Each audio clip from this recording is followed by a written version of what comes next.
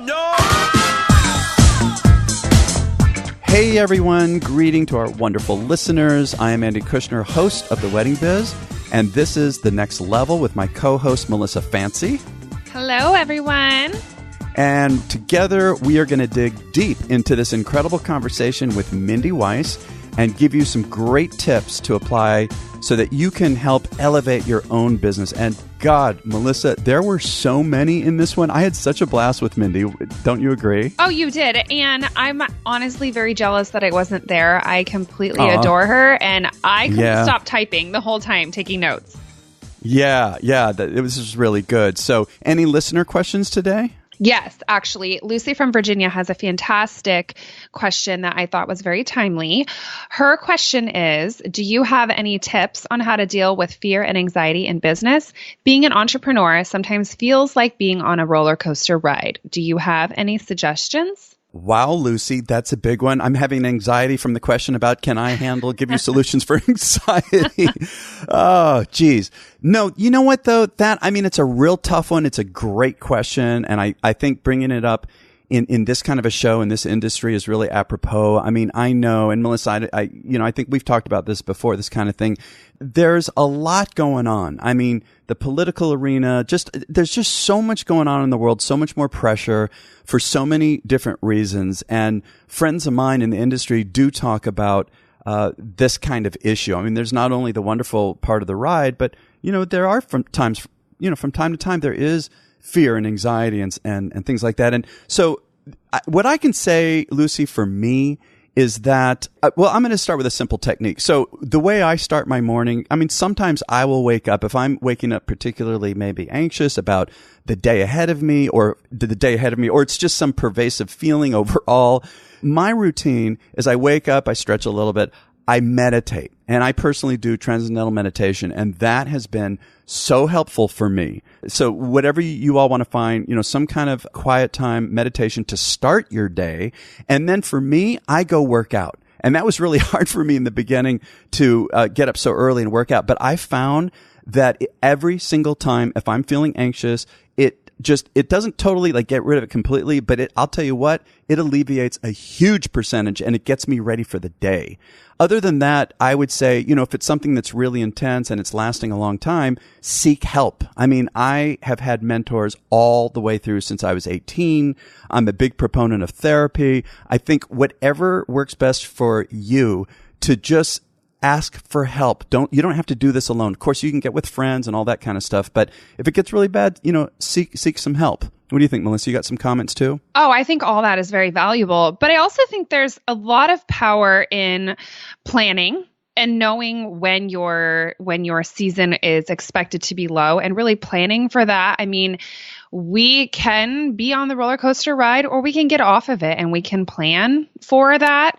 There's a lot of shifting your perspective and not operating out of a place of desperation and trying to really redirect your energy. And I personally have found a lot of power there. I have had moments where I'm like, oh my God, I don't know what I'm going to do. And, honestly, I trust the universe and it always comes through for me. I know it sounds woo-woo, but it always seems to work for me and it keeps me from going crazy. So that's my 2 cents. No, and I want to just finish that in terms of what you said about perspective, Melissa. I think that is huge. And that reminds me, I mentioned this kind of recently on another show. There's a great book I recommend everybody get called The Obstacle is the Way by Ryan Holiday. The Obstacle is the Way. No, we're not getting any sponsorship with them or anything like that. It's honest. And it's all about perspective and actually embracing challenges that could cause you fear and anxiety. And lastly, while Melissa was talking, I was furiously looking up on a post by Sean Lowe, who has been on the show, and I found it. It was because it rang a bell. He has a post called Fear on June 28th of this year. And so if you go to the business of being creative, thebusinessofbeingcreative.com, you can find that post. And I think it's awesome. And it's directed to us, the industry. So anyway, also be sure to have fun, take breaks, right? That's really important too. So today we're talking about Mindy Weiss, best-selling author of 3 books. And her client list is like the who's who of Hollywood and more. And she and her team are really considered innovators in the industry, trendsetters. And what's amazing to me, and we even talked about this at the beginning of the interview, was for years and years and years, she is almost always listed number one of any top planner list in the world in the media. It is an incredible accomplishment. And we talk about that and we get into how she does that. And I urge everybody to listen to this full interview. If you haven't listened to it, go back and check it out. So Melissa, what is a really good, let's say, first topic that you felt was, really big for us to talk about here today? I had a really hard time picking this because everything she says is just so delightful. Like her voice, I could listen to her talk to me all day, but it's so just pure and honest and powerful. So I really, really love that establishing a friendship with your client is part of the process, right? Yeah, I agree. I like that you just said that. She talked about that there's also a big psychological element to that. And, establishing that friendship and getting that trust is what allows her to deal with a heavy emotional situation, which is kind of a bit of a roller coaster for the brides and their parents and everyone else, don't you think? And it also gives her the power to really be able to just speak candidly with her clients. I don't know. I've heard her speak quite a few times and she talks about how real she is with them. And she's like, no, honey, that's actually not possible for you. Or yes, it is, but X, Y, Z. But I think a lot of that is coming from really having a real friendship with them. She's texting them when they want to text. She's participating with them. And honestly, I know a lot of planners and not very many of them do that. And I think it definitely sets her apart.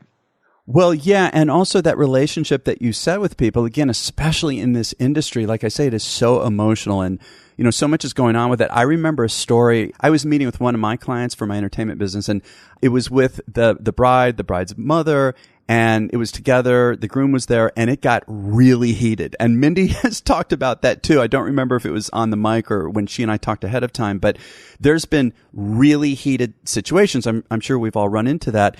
And I remember sitting there and thinking, this is an issue. And later, the bride's mother actually called me, and it was so interesting. She said that she was just I think she knew I was there and witnessed some of it. And she called me privately. She said, I feel so sad about the conflicts I'm having with my daughter. And I said to her, and very delicately, and again, this is because of the relationship that was built and how we get close like this, right. If you allow that, right, and foster it. And I said very delicately, I said, it sounds obvious, but, the bride's mother was in this zone and she wasn't seeing it clearly. I said, because the issue was that the daughter was complaining that the mother kept making all the decisions. So I said to the mother very, very nicely, I know that you mean the best for your daughter, and I think you are doing a wonderful job with her. And I would suggest, in terms of what you're talking about with conflict, if maybe you just sit down and really ask her, what is her vision? What is her dream? And say that you're open. And she called me later. She had done it, and it really made a big difference. And to me, that's what this is all about.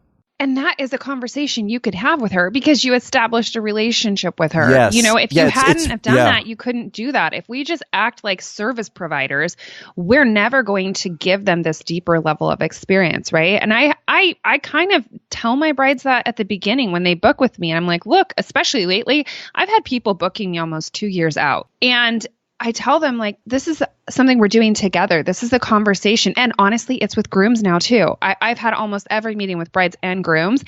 And I tell them, like, I want you to be honest with me. I want to have friendships with you. We go and get drinks and plan their wedding. And it's normal and fine. And it's a friendship. And then they don't feel weird about telling me that they don't want something or they do want something. And it's fine. It's all open, right? It's great. I also want to say, too, at the Engage conference we were just at, Jove, if that's how I say his name correctly, there was a lot of talk about diversity. Now, I'm going off on a bit of a tangent for a moment, but I want to mention this because I realize I myself am guilty of this. I've got to just change the zone in my head, is that, we're talking about, it could be groom, bride, all of that kind of stuff. And also, that we need to refer in different kind of terms.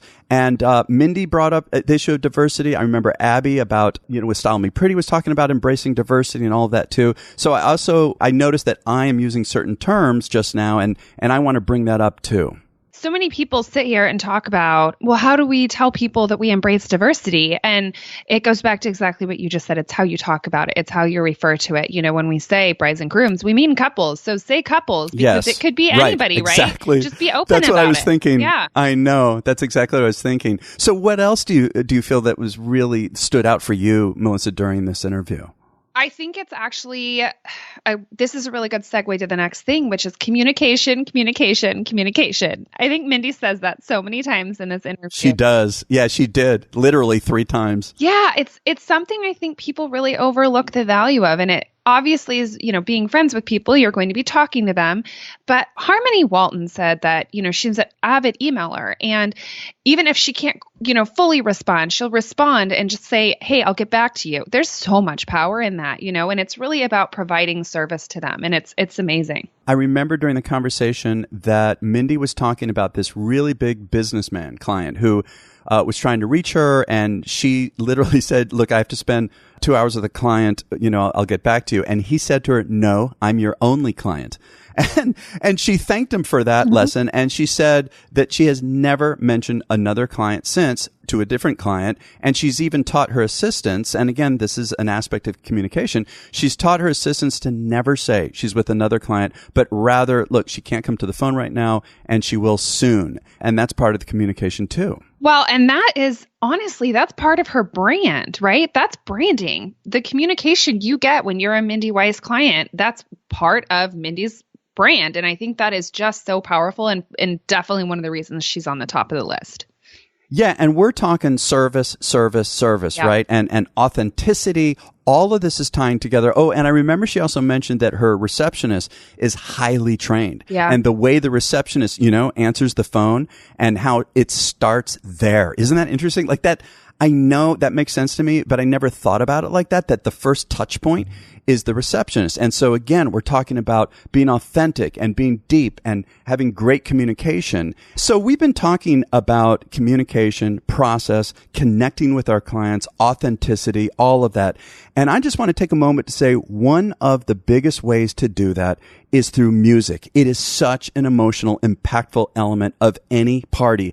And there is a particular act called Rhythm 6 where they are not just a great band. It is all about connecting with the crowd, creating this experience, this journey to take together, which bonds everybody together. And the team behind them, it's all about not just a band that shows up and is great, but all the meetings ahead of time, getting to know the client and taking it that way. So if you want to learn more about Rhythm 6, this really great young band, great for millennials too, is go to theweddingbiz.com/rhythm6. That's theweddingbiz.com/rhythm6. So bringing us into millennials and that topic, what do you think, Melissa? Mindy talked about millennials a lot, which I actually thought was so cute because I have this like fairy tale that her office is filled with just the most cutest, impeccably dressed little young girls that are just amazing at their job. But I resonated with some of the things that she said, even though I'm technically a millennial, right, Andy? Yeah. I resonate with it though, because I have been in this industry for a very long time and I feel like I'm an old soul. So when I come across girls that want to, you know, intern with me or I'm looking for stuff, I feel like I have some of the similar challenges that she does.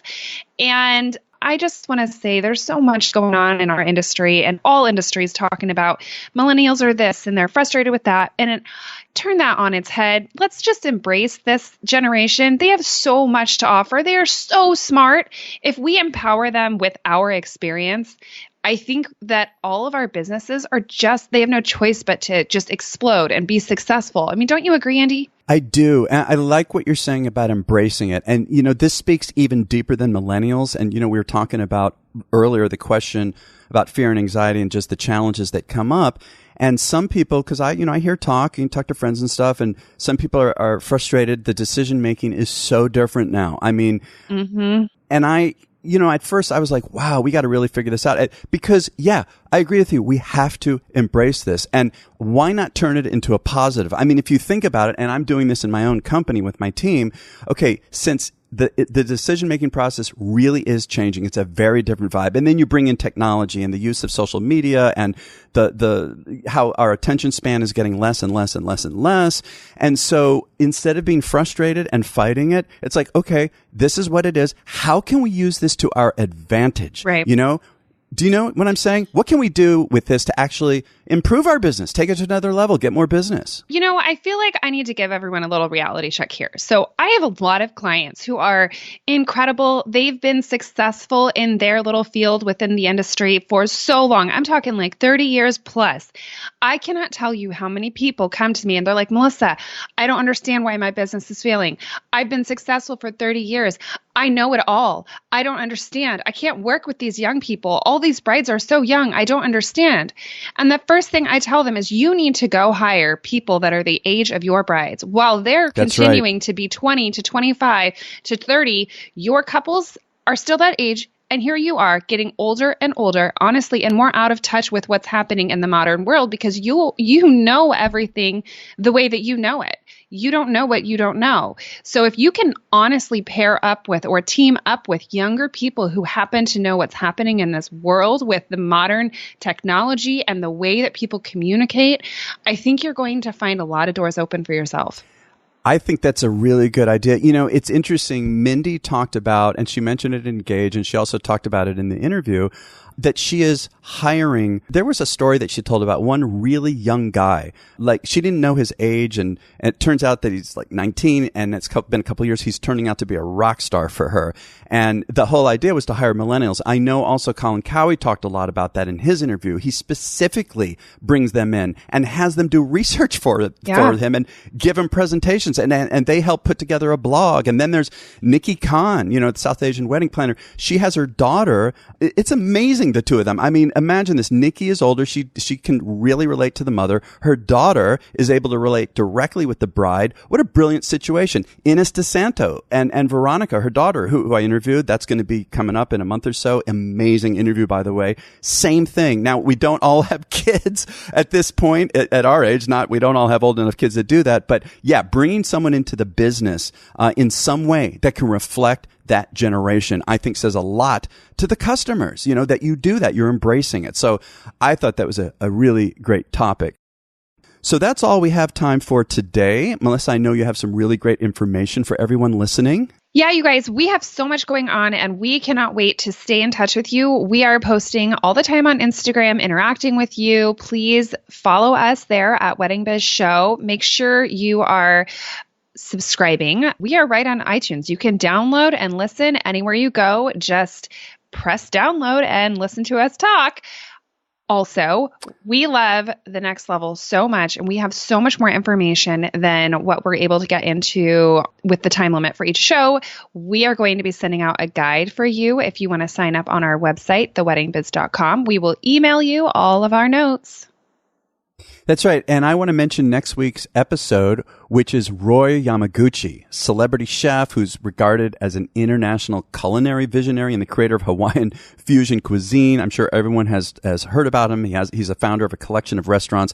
It's an amazing interview. It's not exactly talking about weddings. However, this is so apropos to what we do. It's really going to be fun to listen. So much coming up, Melissa. And also, tomorrow I am flying to Boston. By the time you all hear this, I will have interviewed Abby and Tate Larson of Style Me Pretty. I am going to get the scoop. I am so excited. They're such nice people. We're going to have a great time. So that'll be coming up sometime soon. Thanks again, everyone, for listening. We so much appreciate your support. We'll talk to you next week.